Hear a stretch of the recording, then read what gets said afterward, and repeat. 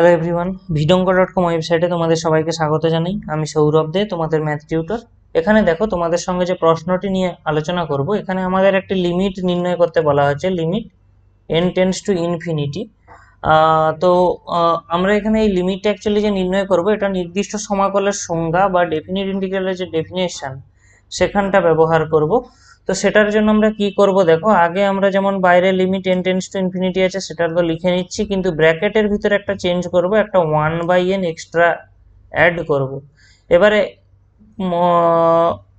এই 1/nটা যে extra add করলাম, এটা ব্যালেন্স করার জন্য কি তাহলে আমাকে একটা 1/n বিয়োগ করতে হবে? এটা প্রশ্ন আসতে পারে, কিন্তু এখানে বিয়োগ করার কোনো দরকার নেই। তার কারণটা কি বলছি, কারণ আমরা জানি কি limit n tends to infinity 1/n এর মান হয় 0।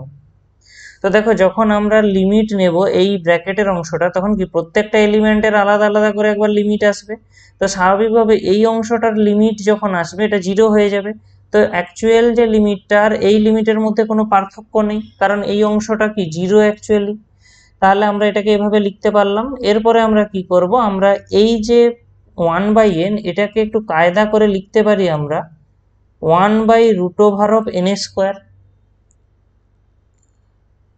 এবং বাকি অংশটা যেমন ছিল আমরা কোনো চেঞ্জ করব না, সম্পূর্ণ একই রকম থাকবে, √n² - n-1 এর হোল স্কোয়ার। এরপরে আমরা এই যে √1/n², যেটা 1/√n² থাকলো, এটাকে এবারে কি লিখবো দেখি।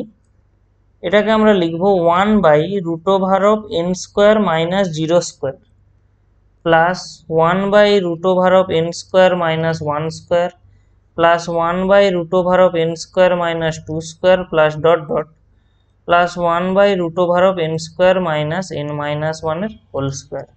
এরপরে আমাদের কাজ কি হবে, limit n tends to infinity যেমন ছিল থাকলো, আমরা একটা n মানে 1/n গুণ করছি।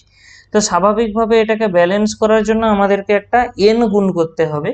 তো n যখন আমরা এই ব্র্যাকেটের অংশটা n গুণ করব, বুঝতেই পারছি এখানে সমস্ত টার্মে n গুণ হবে, সেই কারণে সবার লবে একটা করে n চলে আসবে। এবারে n² - 0² n/√n² - 1² plus dot dot plus n/√n² - n-1 এর হোল স্কোয়ার। তো এরপরে আমাদের কাজ কি হবে, দেখো আমরা এটাকে ছোট করে লিখবো, মানে সামেশন আকারে লিখবো, limit n tends to infinity 1/n summation r equal to 0 to n-1। দেখতে পাচ্ছি এই 0 1 এটা চেঞ্জ হচ্ছে কন্টিনিউয়াসলি, তো আমি ওটাকে r দিয়ে ডিনোট করছি। তাহলে আমরা কি পেয়ে যাবো, n/√n² - r²। এবারে আমাদের আসল যে ইন্টিগ্রেশনের মানে যে ডেফিনেশন, নির্দিষ্ট সমাকলের যে সংজ্ঞা সেটা ব্যবহার করব। সেটার জন্য আমরা কি করব না, nh ইকুয়াল টু 1 ধরে নেব। স্বাভাবিকভাবেই যদি আমি nh ইকুয়াল টু 1 ধরে নিই, নিঃসন্দেহে h ইকুয়াল টু 1/n হবে। আর এই 1কে আমরা লিখতে পারি 1 - 0। আসলে আমরা যখন নির্দিষ্ট সমাকলের সংজ্ঞা পড়েছিলাম, সেখানে আমরা nh ধরেছিলাম কাকে, b - a, যেখানে b ছিল সমাকলনের ঊর্ধ্বসীমা, a ছিল নিম্ন সীমা। তাহলে এখানে সমাকলনের ঊর্ধ্বসীমা আমরা 1 ধরবো এবং নিম্ন সীমা 0 ধরবো। আর h সমান তো 1/n আসছেই। তাহলে এখান থেকে আমরা একটা জিনিস দেখতে পাচ্ছি, যখন n টেন্ডস টু ইনফিনিটি, কারণ আমাদের এখানে লিমিটটা কত আছে, n টেন্ডস টু ইনফিনিটি। তো দেখো nটা যদি n tends to infinity 1/n, এটা 0 হবে। তাহলে স্বাভাবিকভাবে তখন আমরা বুঝতে পারছি কি h তাহলে টেন্ডস টু 0 আসবে। তো সেই কারণে আমরা এখানে লিমিটটা টোটালি চেঞ্জ করে দিচ্ছি। আমরা এখানে কি করে দিতে পারি, limit h tends to 0 1/n সমান h আমরা দেখতে পাচ্ছি। তাহলে এখানে h লিখে দিই, এবং এখানে আমরা পেয়ে যাবো summation r equal to 0 to n-1। Sorry, এখানে n আর লেখা যাবে না, n এর জায়গায় লিখতে হবে 1/h বাই √, এখানেও n এর জায়গায় আমরা বসাবো 1/h এর হোল স্কোয়ার মাইনাস r²।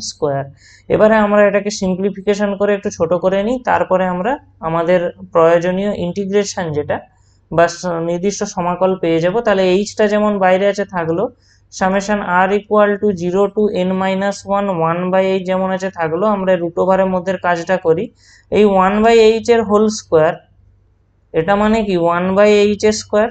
তাহলে আমরা যদি লসাগু করে দিই এখানে h স্কোয়ার, তাহলে আমরা এখানে কি পেয়ে যাবো, 1 - r²।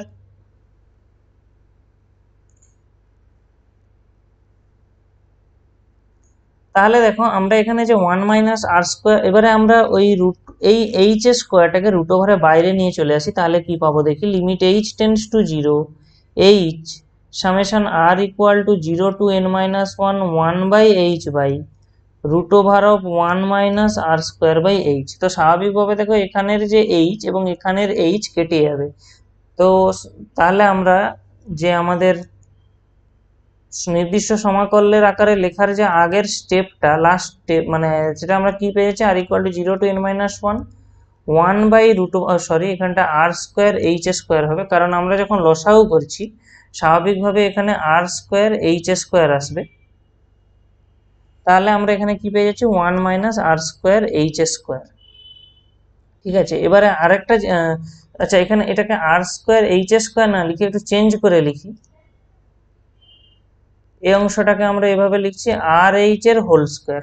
ঠিক আছে, আর আমরা জানি তাহলে এটাকে আমরা নির্দিষ্ট সমাকলে লিখলে আমরা বলেছিলাম নিম্ন সীমা 0 হবে, ঊর্ধ্ব সীমা 1 হবে, এবং যেখানে আর এইচ আছে সে জায়গাগুলো এক্স হয়ে যাবে। অর্থাৎ এখানে আমরা পেয়ে যাবো 1 মাইনাস এক্স স্কোয়ার, অবশ্যই রুট ওভারের মধ্যে ডিএক্স। এই হয়ে গেল আমাদের নির্দিষ্ট সমাকল আকারে প্রকাশ। আমরা জানি এই যে সমাকলনটা দেওয়া আছে integration 1 by root over of 1 minus x square, এটা আমরা জানি এটা হলো সাইন ইনভার্স এক্স এর ইন্টিগ্রেশন। তাহলে সাইন ইনভার্স এক্স এর রেঞ্জ আমাদের বসাতে হবে 0 থেকে 1। তাহলে আমরা এখানে কি পেয়ে যাব, sign inverse 1 minus sine inverse 0। আর আমরা জানি সাইন ইনভার্স 1 মানে কত না, সাইন ইনভার্স 1 মানে আর কিছুই না, এটা মানে হলো পাই বাই 2, এবং সাইন ইনভার্স 0 মানে হলো 0। তাহলে আমাদের যে এখানে লিমিটটা নির্ণয় করতে বলা ছিল বা সীমাটা নির্ণয় করতে বলা হচ্ছিল সেটা হলো পাই বাই 2। vidonko.com ওয়েবসাইটে ম্যাথটি দেখার জন্য অসংখ্য ধন্যবাদ জানাই। এরকম নানা প্রশ্ন তাদের সমাধানের জন্য আমাদের ওয়েবসাইটটি ভিজিট করো।